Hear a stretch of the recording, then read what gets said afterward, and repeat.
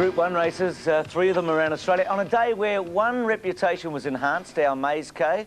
2 underrated horses, I feel, came to the limelight, Taradu and Shaskay, and maybe 2 very, very good horses had their reputation slightly damaged, Jern and Danewin. Now, I might get an argument with old Max about Danewin again.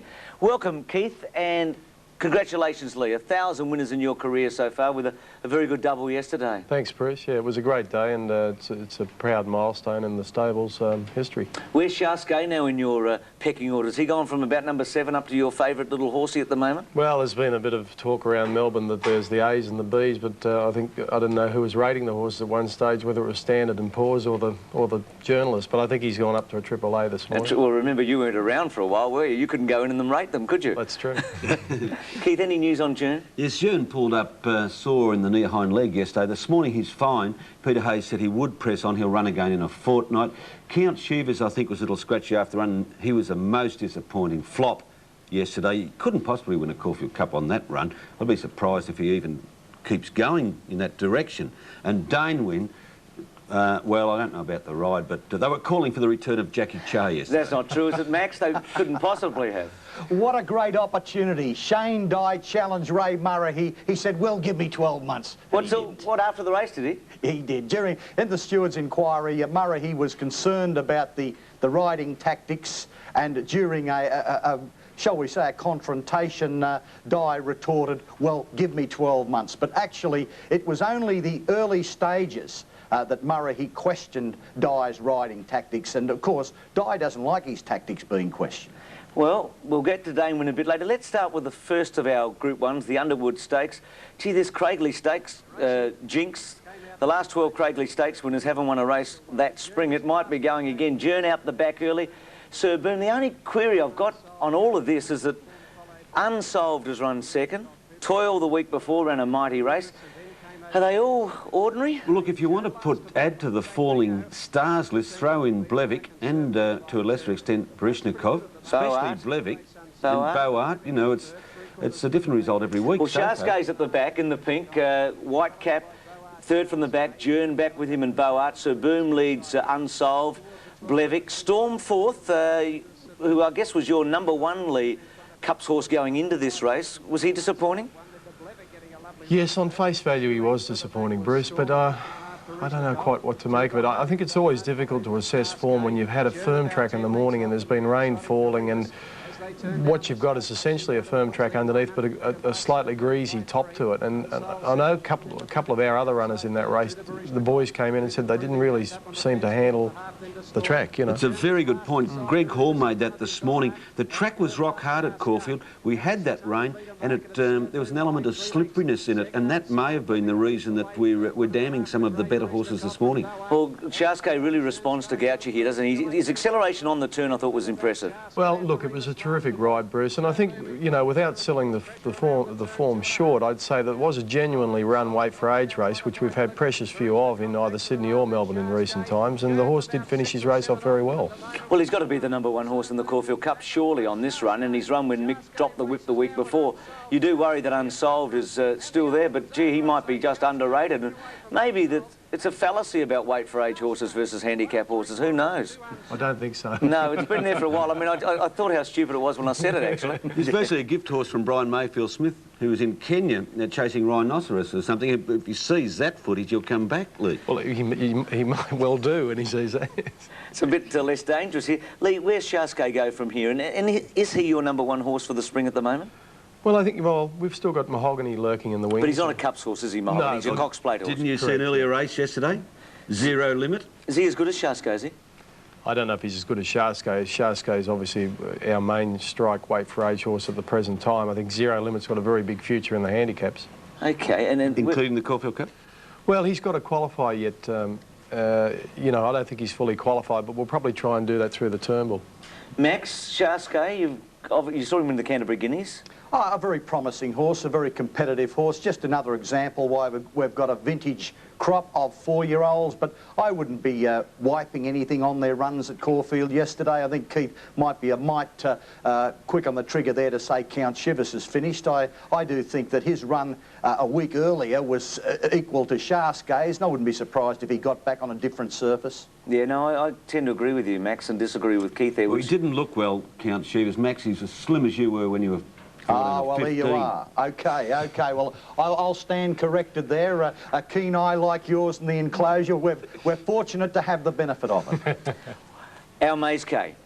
Gee, good again. This was a race, wasn't it? Cut up rough, we see here. Our Maze K next to him. It's a fantastic race. I think we've been saying for weeks that this is the best 3-year-old sprinting horse in Earlier Australia. in the day, we saw a terrific struggle when Strategic narrowly beat Gold Ace. They finished behind Our Maze K in the Ascot Vale Stakes. That set up, they were 7 lengths ahead of the rest. That set up Our Maze K with a terrific form line, and this was a fabulous race for him. His first time against the older horses to beat them. See the horse in the fluoro colours, that's Cut Up Rough. Gary Lecty's Peter Hayes' horse. Mick Dittman aboard, you'd lay odds on that he'd gun down Our Maze K in the straight, but this little fella just keeps giving. He's a terrific 3-year-old.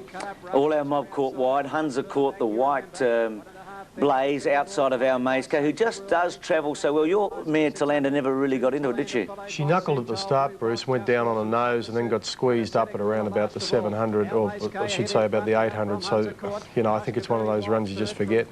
Max, your thoughts about this 3-year-old? The key to the race was the barrier. I do think Our Maze K is an outstanding racehorse, a great 3-year-old, but you wonder just how he would have gone if he hadn't drawn the 2 gate. But there again, Cut Up Rough has had a perfect run behind him, a very good horse, a very good rider, and have a look at this. This is what racing is all about. Dittman and York, 2 great horses, and what a magnificent finish. And when courage was called for, Our Maze K found it. That is a top-class racehorse. Credit also for Brian York. That was his 5th Group 1 success at Caulfield yesterday, Max.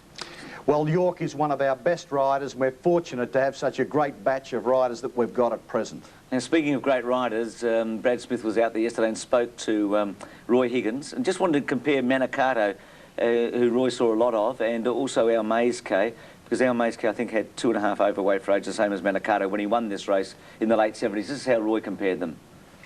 I tell you what, between 2 horses like him and Manicato, set them out, say, over 1,200 metres at level weights on a track suitable to both horses, and they probably would be capable of breaking any record that stands in Australasia today over 1,200 metres. So I think that's a pretty good rap.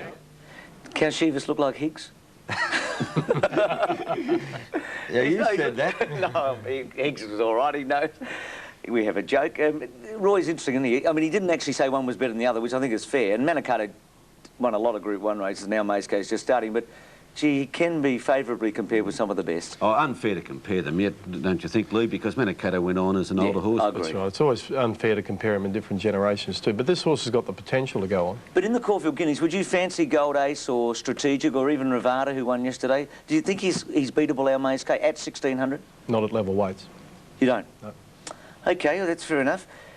Danewin, let's go to the George Main. Looked a perfect start, Max. He just got caught wide and stayed wide, yes, and well, Taradu was up in front of him most of the way, wasn't he? No, Bruce, Taradu got squeezed out at the start. There he is in the green colours behind the red and green of Danewin, slipping through. Now, this was the key factor, I think, in the win. Aspros went forward, Di went back. This is Aspros's first win in a Group 1 race. As Di told the stewards yesterday, he's ridden countless Group 1 winners. But certainly he rode them a shade better than he did Danewin. How many marks out of 10 for Di from you, Max? I don't think it was one of his worst rides. I think it was, as the stewards pointed out, he wasn't aggressive enough early. He waited for something to happen. Aspros went and made it happen for Taradu, but I don't want to take the spotlight away from Taradu. This is a very good racehorse and a very good ride. And as you see, he's in the light green colours there. He's covering a bit of ground himself, but even both at their best last season, I don't think Danewin had any more than a length over Taradu. Gee, that's interesting, isn't it? And yesterday, like, the difference was the rides. Who's a better horse, do you think, Taradu or Shaskay? I mean, they both won Group 1s yesterday. They're 2 4-year-olds on the up. Yeah, I've seen more of Tarradoo. I'd go for Tarradoo, but I'm sure Lee Friedman could prove me wrong. But note the acceleration here of Tarradoo, how he zips away. Now, it takes Dane Wynn a bit of time to get into gear. Dane Wynn is better when he's up on the pace and can grind away. He's more of a brilliant horse, but that acceleration makes Tarradoo very, very good. Gee, he gets beaten a lot for a horse that we have on a pedestal when you analyse it, Max, Dane Wynn, doesn't he? Yeah, what about the pilot error? Well, it's always a pilot error. I mean, Jackie Che, he's been blamed for some of his defeats. Pilot error is happening too often. I think it's a relevant point, Keith. I could argue about the jockeyship of it, but great horses don't consistently get beaten, but I wouldn't wipe Dane Wynn off on yesterday's performance. What do you think, Lee?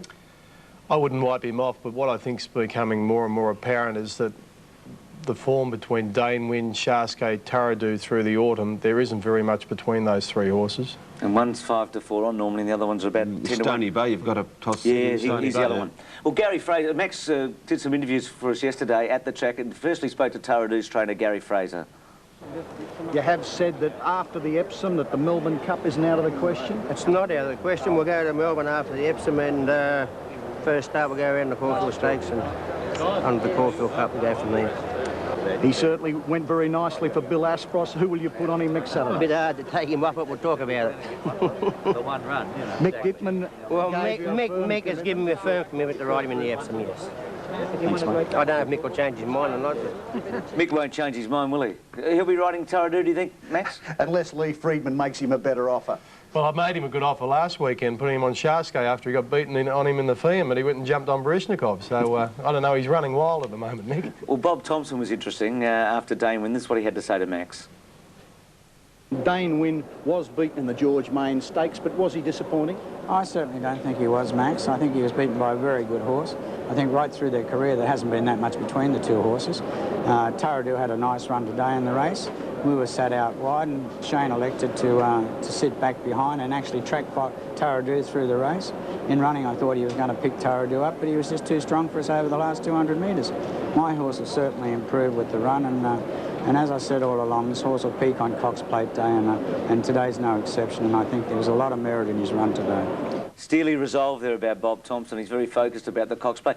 The Caulfield Cup, Melbourne Cup markets, Michael Scanders faxed these into you this morning, Keith. Those horses in the gold, those horses, or two of them, Sharsgate and Zero Limit, who won yesterday, and Tarradoo. So you're equal favourite there, Lee, for the Cup, along with Count Shivers and Blevik. Melbourne Cup, Zero Limit into 15s, Tarradoo into 20s. Yeah, there's significant changes from yesterday's racing. Nothing really happened from New Zealand yesterday. Italian Saint won that race and he hasn't been very good up to date. Epsom, Spring Champion next weekend. We're all going to take a week off because we're at Bathurst. Great. Yeah, a week without Max. Yes. It's my dad's 86th birthday today. If you're back from the gym, Dad, happy birthday. Have to be fit to keep up with Keith. Lee, catch you in a fortnight. Terrific. Keith, good punny, Max. Look forward to seeing you in a fortnight. Certainly. Good on you. We're going to take a break after this, the latest update, and Betty Cuthbert.